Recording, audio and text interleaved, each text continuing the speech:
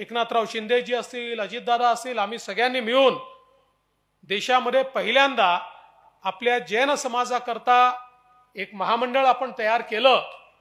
आता हे महामंडळ नवीन आहे, त्याच्यामध्ये काही सुधारणा आपण सुचवलेल्या आहेत, त्यातले काही नवीन कार्यक्रम झाले पाहिजेत, त्यातनं काही नवीन योजना झाल्या पाहिजेत, आमच्या नव्या पिढीला त्या ठिकाणी व्यवसायाच्या दृष्टीनं काही नवीन अशा प्रकारच्या योजना मिळाल्या पाहिजेत। तर मी आपल्याला एवढंच सांगू इच्छितो की या संदर्भात आम्ही कारवाई सुरू केलेली आहे आणि लवकरच ही महामंडळं बळकट करून त्याला चांगलं आर्थिक पाठबळ देऊन त्या माध्यमातून समाजातली जी नवीन पिढी आहे ही स्वतःच्या पायावर उभी राहिली पाहिजे। या पिढीने आपल्या समाजाचं, देशाचं नाव मोठं केलं पाहिजे।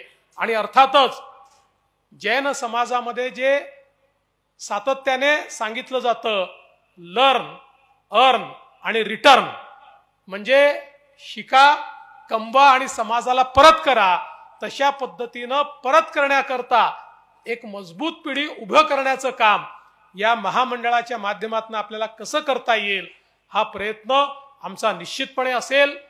मी आज या महोत्सवाला अतिशय मनापासून शुभेच्छा देतो। त्यासोबत आपण अलमट्टीचे, पुराचे जे प्रश्न मांडलेले आहेत त्याच्यावर पूर्णपणे लक्ष ठेवून आम्ही आहोत। त्याची समिती आपण तयार केलेली आहे, त्या समितीचं काम अंतिम टप्प्यामध्ये आहे। सगळा स्टडी करून आवश्यकता असेल तर त्यामध्ये सुप्रीम कोर्टापर्यंत जाण्याची तयारी देखील आपण करून ठेवलेली आहे। त्यामुळे कुठल्याही परिस्थितीमध्ये आपल्या कोल्हापूरच्या किंवा सांगलीच्या भागाला पुराचा धोका निर्माण होणार नाही याकरता जे जे काही करावं लागेल ते करण्याचा प्रयत्न आपला निश्चितपणे असेल। मी आज या निमित्ताने पुन्हा एकदा या ठिकाणी जो आपला जनसागर आलेला आहे, आमच्या माता भगिनी आहेत, आमचे जे सगळे बंधू आहेत, या सगळ्यांना नमन करतो। आणि विशेषतः या ठिकाणी परमपूजनीय आचार्य विशुद्ध सागरजी महाराज आणि परमपूजनीय जगद्गुरु भट्टारक महास्वामीजी या दोघांसोबत मंचावर उपस्थित सर्व मुनिजनांचे आशीर्वाद घेतो। त्यांना एवढीच विनंती करतो की जनतेने आम्हाला मोठा आशीर्वाद दिलाय, पण जेव्हा मोठा आशीर्वाद मिळतो त्यावेळी जबाबदारी देखील मोठी असते। आणि अनेक वेळा या मार्गाने चालत असताना व्यक्ती किंवा राजसत्ता ही भटकण्याचे बरेच प्रसंग असतात। आपला आशीर्वाद आमच्या पाठीशी असू द्या।